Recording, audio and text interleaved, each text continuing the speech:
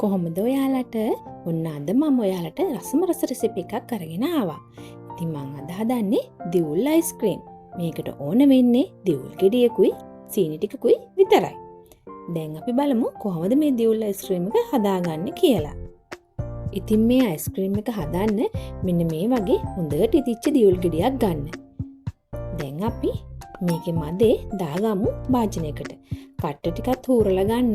කට්ට ටික තමයි හොඳම රස.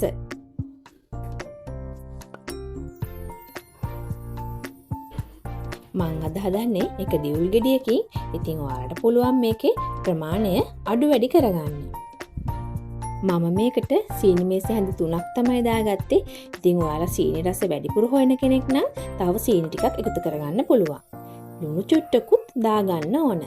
ඊට පස්සේ වතුර කෝප්ප භාගයක් විතර දාලා මෙන්න මේ විදිහට හොඳට මේක අතින් මිරික ගන්න ඕන ඇට ටික අයින් කරලා. ඉතින් ඔයාලට මේ වැඩේ බ්ලෙන්ඩර් එකේ වුණත් කරගන්න පුළුවන්. බ්ලෙන්ඩර් එකට දැම්මහම කෑලි වගේ හිටින නිසා මම මේ විදිහට අතින් මිරිකගෙන මේ වගේ පෙරාගත්තා. හොඳට කෑලි ටික අයින් කරගන්න.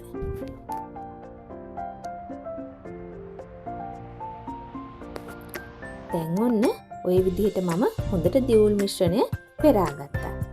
ඔන්න දැන් අපි අයිස්ක්‍රීම් මෝල්ඩ් එකට දාගන්නයි හදන්නේ. මෙන්න මේ වගේ අපි හදාගත්ත දිවුල් කිරි ටික දාගන්න ඕන. ඉතින් මම මේකට ගත්තේ දිවුලුයි වතුරයි සීනි විතරමයි.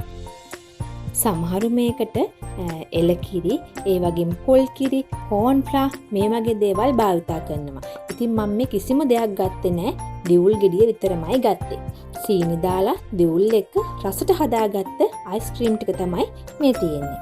ඉතින් මේක අධිශීතකරණයේ පැය 6ක් විතර තියන්න ඕන. ඔන්න පැය 6කට පස්සේ මම එළියට ගත්තා. ඉතින් එළියට ගත්ත ගමන් මේක ගලවන්න යන්න එපා. මෙන්න මේ වගේ චුට්ටක් වතුරට අල්ලන්න පිටින්. එතකොට නිකම්ම මේක ගැලවිලා එනවා. මෙන්න මේ විදිහට තමයි අපේ දිවුල් අයිස්ක්‍රීම් එක තියෙන්නේ. ඉතින් මේක හරිම රසයි. ඔයාලත් ඔයාලගේ පොඩි අයට හදලා දෙන්න. කිසිම වසක් විසක් අපි එකතු කරේ නෑ. දිවුල් ගෙඩිය විතරමයි ගත්තේ. තවත් දවසක අලුත් වීඩියෝ එකකින් හම්බ වෙමු.